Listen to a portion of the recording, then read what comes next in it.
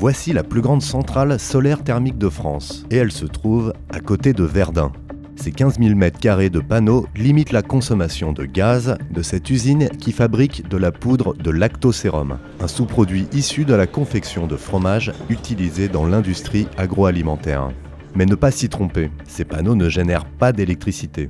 On va produire de l'eau chaude et non pas de l'électricité. Pour recharger votre iPhone, cette centrale ne vous aidera pas. C'est une plaque noire qui chauffe au soleil, plaque de métal noir, à l'arrière de laquelle on va faire circuler de l'eau. On peut vraiment faire l'expérience dans son jardin. Si on laisse un tuyau noir d'arrosage au soleil, il va chauffer très vite l'été. C'est vraiment le même système.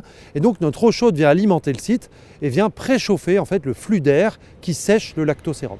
La connexion de ce champ solaire permettra de réduire en moyenne annuelle de 11% la consommation énergétique gaz. Et ce 11% en moyenne annuelle montera même à 30% sur la période estivale lorsque les conditions météo et d'ensoleillement seront optimales.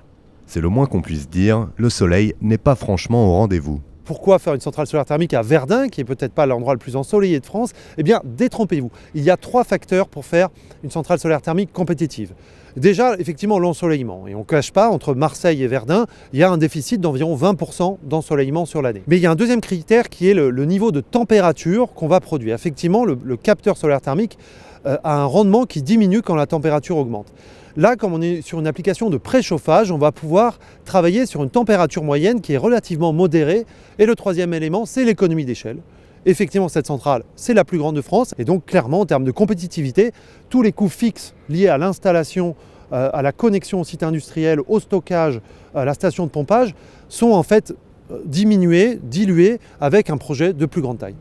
Avec un rendement 5 fois plus efficace que le solaire photovoltaïque, ces parcs ne sont cependant pas adaptés à toutes les situations. Le solaire photovoltaïque a la chance de pouvoir se raccorder aux lignes électriques qui maillent mieux le territoire et qui peuvent donc s'installer plus loin des sites industriels eux-mêmes. La spécificité de ces centrales solaires thermiques, c'est qu'elles doivent être connectées avec des tuyauteries à des sites industriels. Donc on a vraiment une obligation de proximité. On est situé ici à 300 mètres du site industriel Lactalis, ou alors quand on se connecte à un réseau de chaleur urbain, pareil, on doit être à quelques centaines de mètres.